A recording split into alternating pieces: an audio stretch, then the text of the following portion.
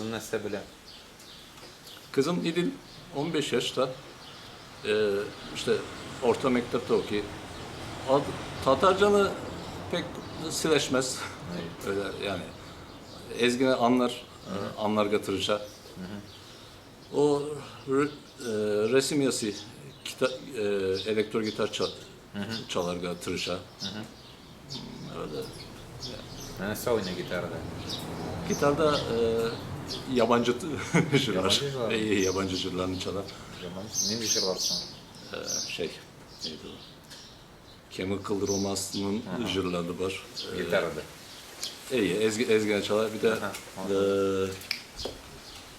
İstanbul'da konseri var Alan'ın Ağustos'ta Nerseydi Bey'de ya. Bir grup kile İstanbul'da Alan'ın jırlarını da çalıp olan. Ama üzü İran'ı. Kurska gitmeden üzü kendi internetten karıp tınlayıp. Sen bilgen var mı Tatarcalarını sen?